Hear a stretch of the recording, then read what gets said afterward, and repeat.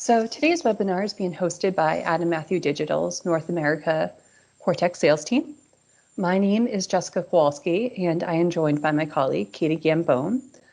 And if you'd like to learn more about us and our other members of the Cortex team, we invite you to visit cortexcollections.com. So before we jump into full text search and what it is and how we use it, I'd like to take a moment to discuss what is Cortex and why we're all here today. Cortex is a digital collections platform developed by Adam Matthew Digital. And as an award-winning publisher of primary source content, Adam Matthew Digital has 30 years experience curating and showcasing digitized archival collections. Our experience with those archival collections has informed development of the technology underlying every collection we release, ensuring our customers can effectively discover, access, and explore all the content we publish. Adam Matthew Digital now makes this technology available as Quartex to libraries, archives, and other heritage institutions to facilitate digital publishing. Since releasing our platform to repositories beginning at ALA Annual 2018, Cortex has grown to support a number growing of clients based all around the world, and we'll show you who those are in just a moment. Cortex is a hosted solution developed by a dedicated and skilled team of engineers. Designed for a broad range of repository needs, Cortex supports academic libraries, public libraries, corporate libraries, historical societies, and museums. As such, Cortex is capable of hosting a variety of materials, including images, handwritten documents, and audiovisual materials.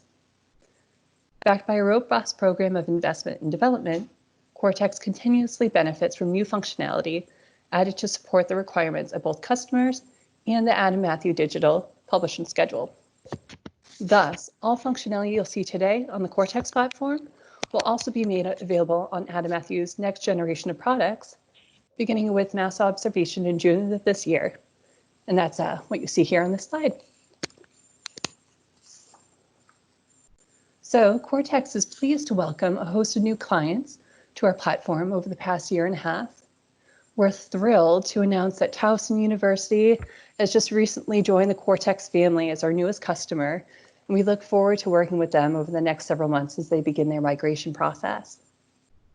Several of our clients have publicly available Cortex sites, and we encourage you to visit each of their platforms and explore them for yourselves.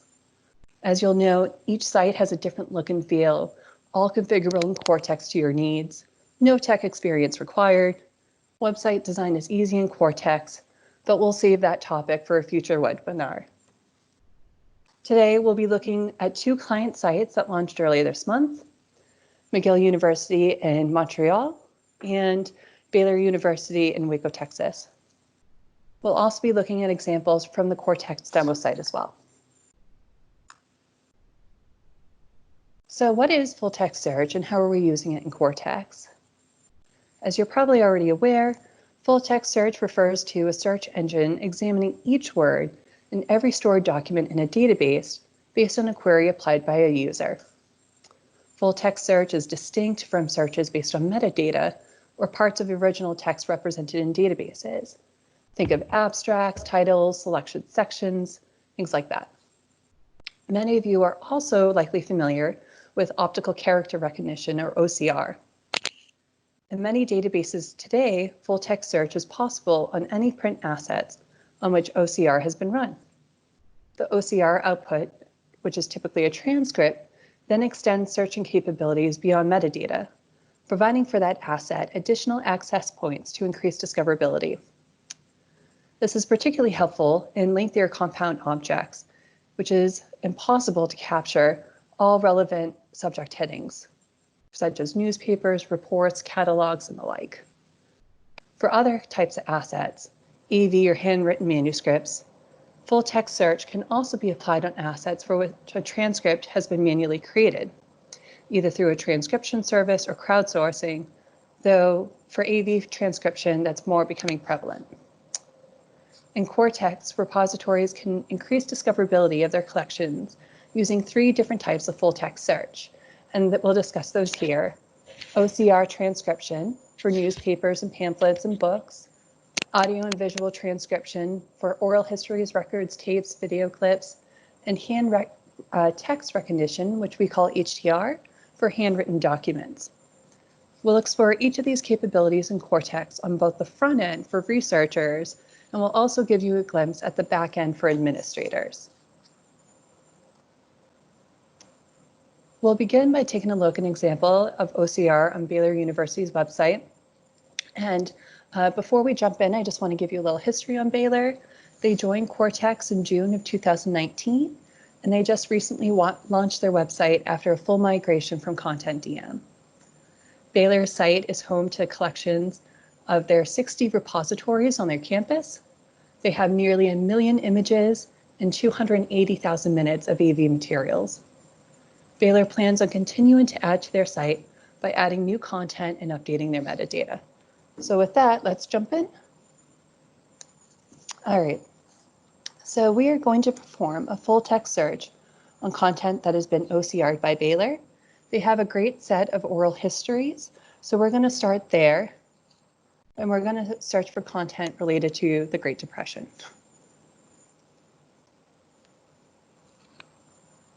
So as we see here, Baylor has 2,673 instances of depression in their system, but we're searching on both the metadata and the full text. So if I search just on the metadata, I'm going to apply that filter. We'll see that there's only 202 results. So we get thousands of more results by including a full text search. We're going to search specifically in Baylor's oral histories. So I'm going to come down to our filters here and search just in their oral history collection.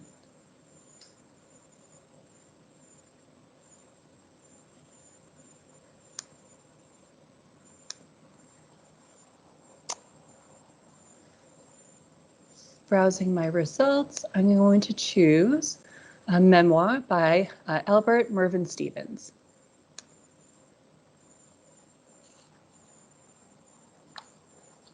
Now, while this is loading, Cortex OCR is powered by Abby FineReader 11, which is one of the most reputable OCR applications in the industry. Abby FineReader allows us to have asset hit highlighting as well as highlighting in the transcript itself. So we see here that the depression is highlighted in the asset. I'm going to click over here in the transcript, and here we are. And we can see that our search term is highlighted here as well.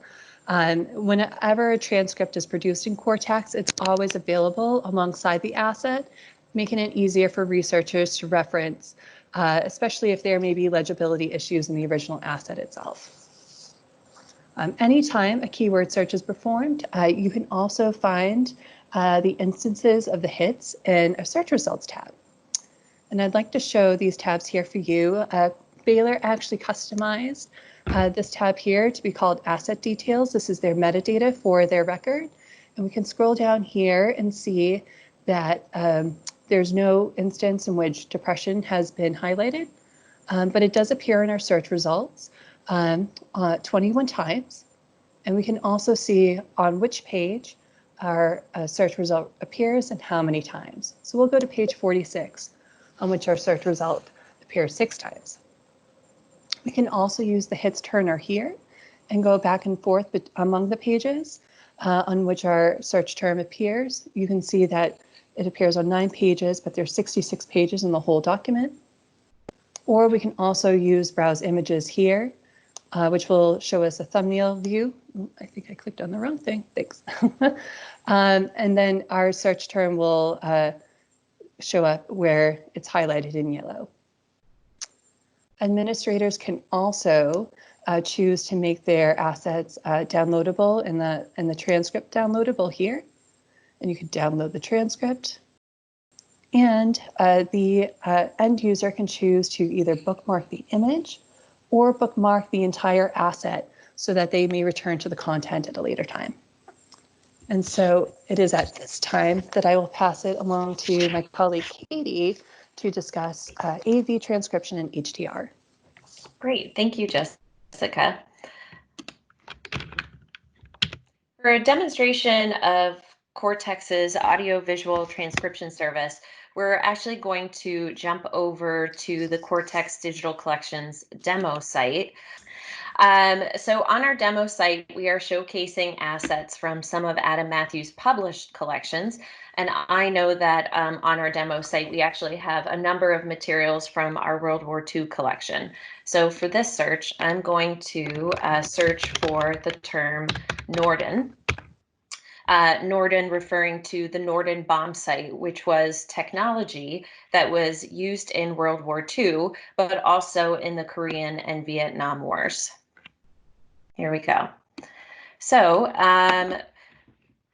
with my search, you can see that we identified one asset in our collection where the term Norden bomb sight has been found. Just showcasing the benefit of full text again, if we had disabled the full text search on transcripts and only applied our search on metadata, you would see that we actually get 0 results for this particular search term.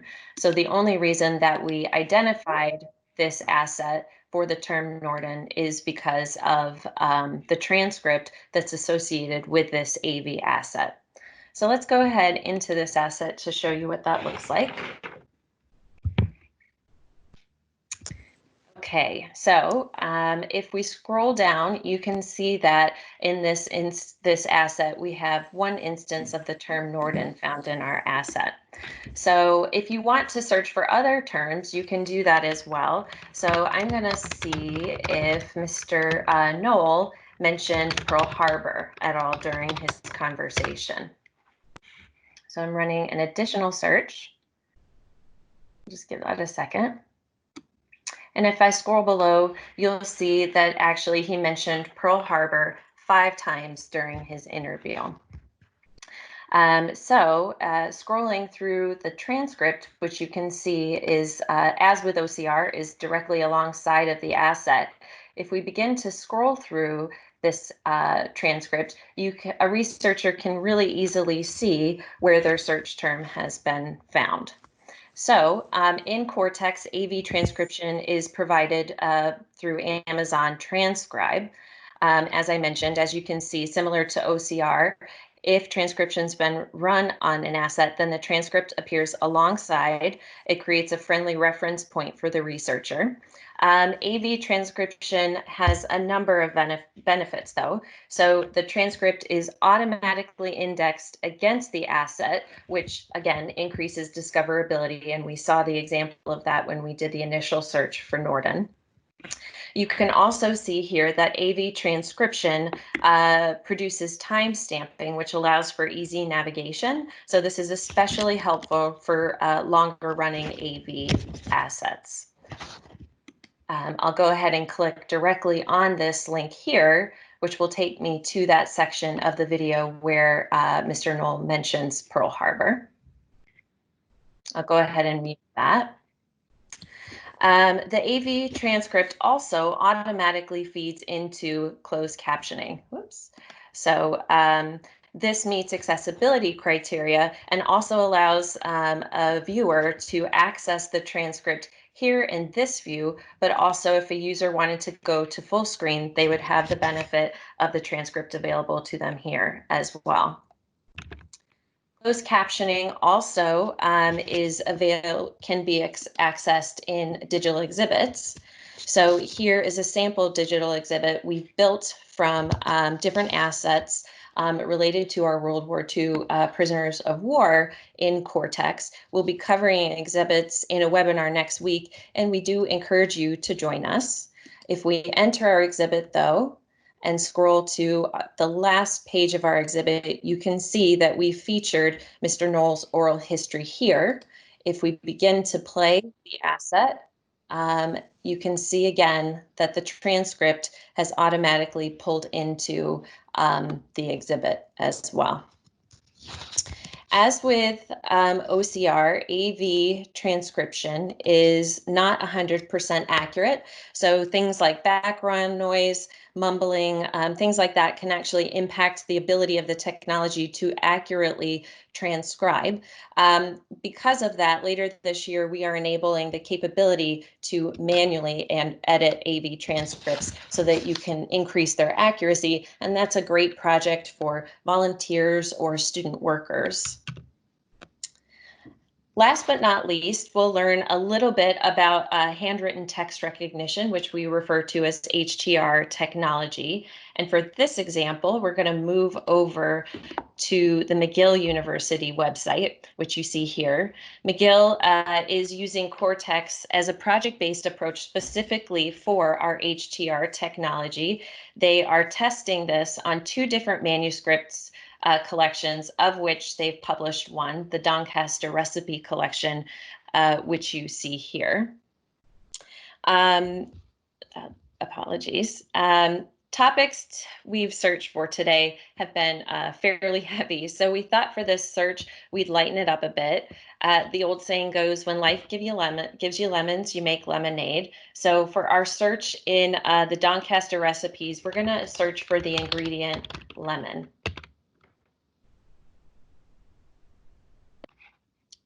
You can see here that our search has returned 4 relevant results.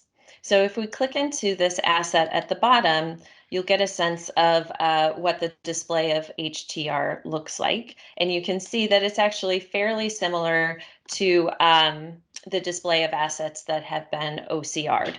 So we have hit highlighting in our asset. If we scroll down, you'll also see all of the pages on which the term lemon was found. There are quite a lot of them. So we have the ability, a researcher can page through their search results using this next and previous button there. So we'll give that a second to load. Okay. HTR technology is artificial intelligence that Adam Matthew has licensed exclusively through a third-party partner out of Europe and made available through Cortex. It is an algorithm that is searching for a combination of letters that match the combination of letters that's been entered into our search box, which I'm highlighting here. There is currently no transcript output that is part of this process. So you'll notice next to our summary metadata, there is no transcripts tab here. So what's happening with HTR is the technology is actually searching the images themselves for our search term. And it's pretty powerful. So if we start to look at some of our search results, you can see here on this page that it's able to identify the term lemon. On what I consider somewhat difficult handwriting. If we flip to the next page, you can see that it's also able to identify the term lemon on text that's been written on a different axis. If we scroll down to our search results, you'll also see that pages 47, 48, and 50 were likely written by someone else. So there's multiple types of handwriting in this particular asset. If I click over to page 50, you can see here that, again, not only is this different handwriting, but there's also what we call text density on this page, so a very small script. And you can see that it's still able to identify our term lemon. So there is a distinction in how HTR works in Cortex compared to OCR and AV transcription. Because there is no transcript output, researchers are initially being pointed to these assets from the metadata. So McGill actually has a decent amount of metadata in this collection, and the term lemon was found in the metadata of each of the 4 assets that we initially identified. Once a researcher is in an asset, it will also search and highlight the term here as well. So when we initially came into this asset, you could see that there was hit highlighting. However, we can also use this in-asset search box to run other searches. So this is our in-asset search box, and by comparison, this search box here will search the entire site. So if we wanted to run a different search, we could absolutely do that. So I'm going to search for the term orange. And you can see that our search results have changed. So there's now only 2 instances of the term orange, of the ingredient orange, mentioned in this particular asset. You can scroll in and see that the highlighting there. So HTR accuracy is impacted by 2 factors. The first is the quality and consistency of the handwriting, but in the examples we looked at today, you can see it performs surprisingly well on a script that is not consistent. The HTR is also impacted by the quality of the image. So for the best HTR results, we recommend using images that are at least 200 to 300 PPI. Most repositories are scanning to this criteria or even higher if you're following FADGI guidelines. So running OCR, AV transcription, and HTR in the Cortex platform is actually a really simple process. So we're going to jump into the administrative side of the platform. And this is password protected, which you can see here. So I'm going to go ahead and log in. From our Manage Assets tab, we can create lists from which you can then apply bulk functionality. So for the purposes of this example, I'm going to run create a list of all AV assets. So I'm going to click on video. And actually, I think I need to modify my column options. So just 1 second. Want to be able to see the transcripts as well. So I've filtered by video, and I'm also looking for all assets that do not currently have a transcript. And you can see that I now have a list of assets. I can then select all of the assets and click on Transcribe AV. This pops up a modal that gives you an indication of the amount of AV transcription credits you have available. So in Cortex, AV transcription credits equal a single credit equals a single minute of AV assets. And for HTR and OCR, a credit equals a single page of content. So for the purposes of this example, it will tell you how many credits you have available, how many of those credits you're about to use, and what your balance is, so that you can then choose to run this process if you'd like to. And the processes in Cortex are actually running in the background so that you can then go on and multitask and do other work in the system. So I just showed you how you could apply that service in a batch functionality. You can also do it on a more granular level as well. So for this example, we'll jump to a diary. We'll look at Memoirs of a Prisoner of War. We'll give that a second to load. And so once you pull up an individual asset, and click on Edit Asset Details, all of the pages within this compound object will now become available for you to select and run the processes on. So in this example of a diary, you can see not all pages actually have handwriting on them. So you can just go ahead and select the pages that you do want to run HTR on, and then click the button. As with the other example, you'll see your modal pops up, giving you a warning about the number of credits you're about to use and your balance, so that you can then choose to run that process. In Cortex, anytime a full text search service has been applied to an asset, the transcript is automatically indexed against that asset, creating a simple one-step workflow for administrators. And it also creates a critical relationship that is extending the asset's discoverability.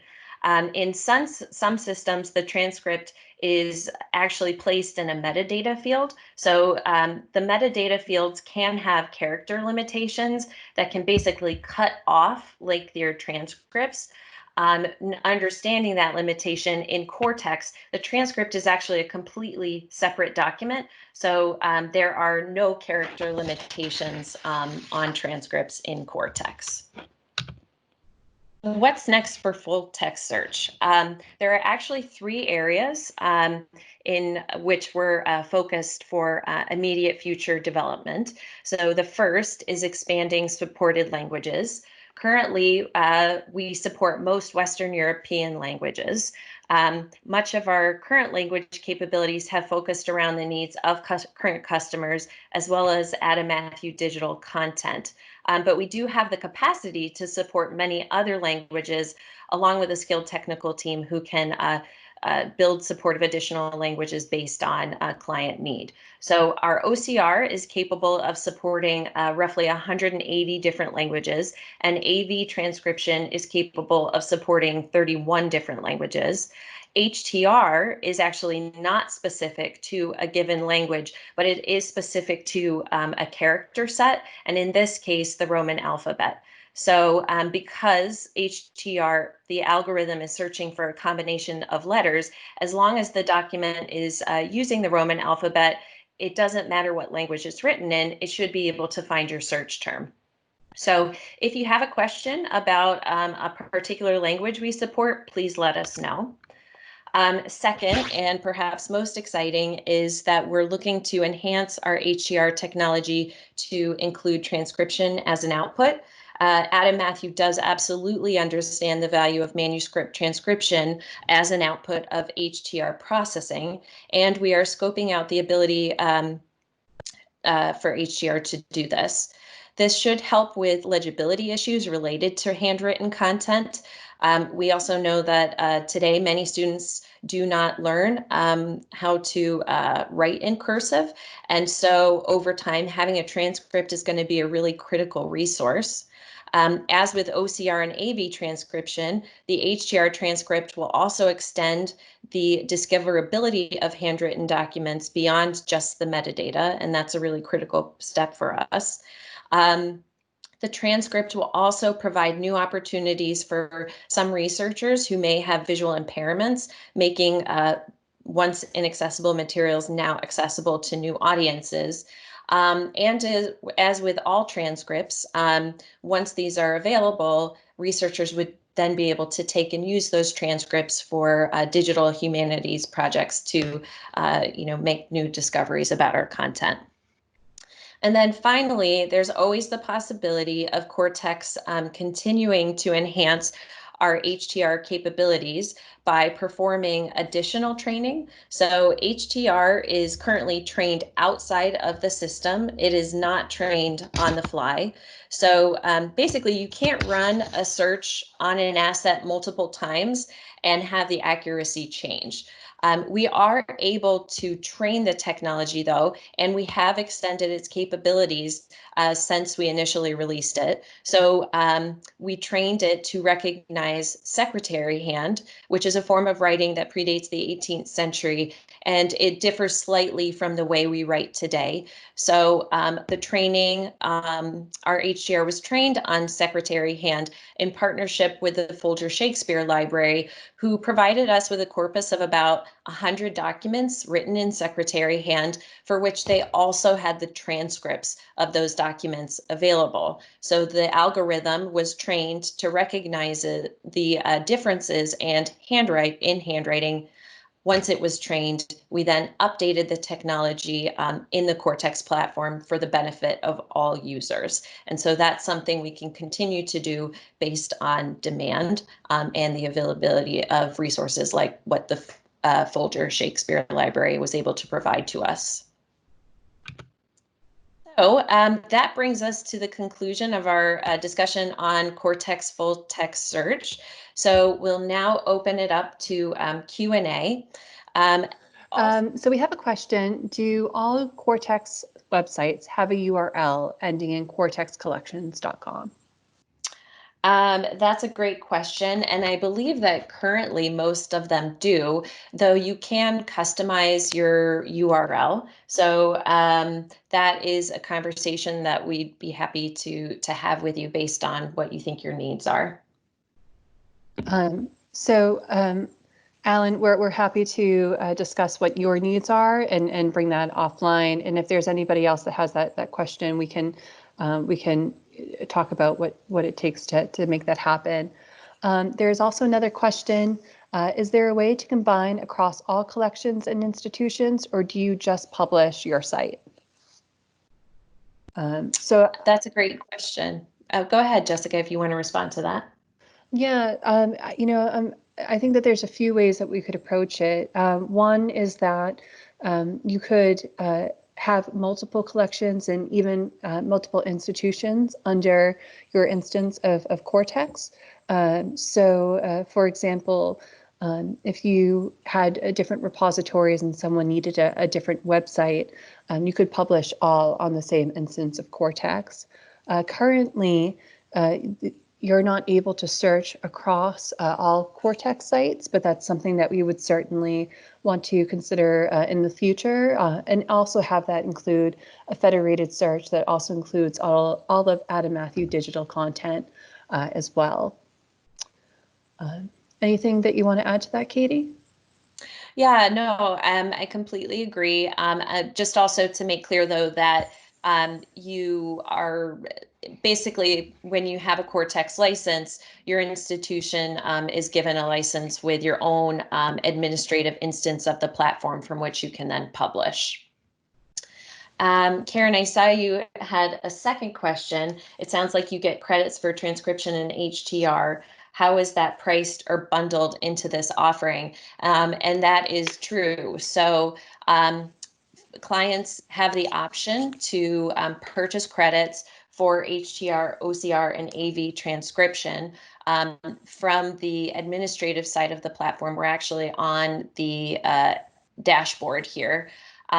You can see that we have HTR usage, and you can see that this account has 54,000 credits associated with it. And it looks like maybe we should add some more because we're running at about 98% of what they have available. So when you sign up for a license, you can purchase a bundle of credits. We also do extend, we understand that most clients are likely going to be running those services during their migration year. So we do offer both bulk pricing for credits as well as a discount on the purchase of credits during the first year. So please let us know if you have any other questions about that. But from the dashboard, you can actually track your credits and how many you're using as well, in addition to being given that warning when you go to use those processes. And Katie, I actually just want to add to that last question about accessing across institutions. You are able to save your searches, your bookmark assets, and your bookmark images across all Cortex sites, whether that's going to be Towson's new site, Baylor's site, and also including Adam Matthew digital content that becomes published on Cortex beginning in June with mass observation.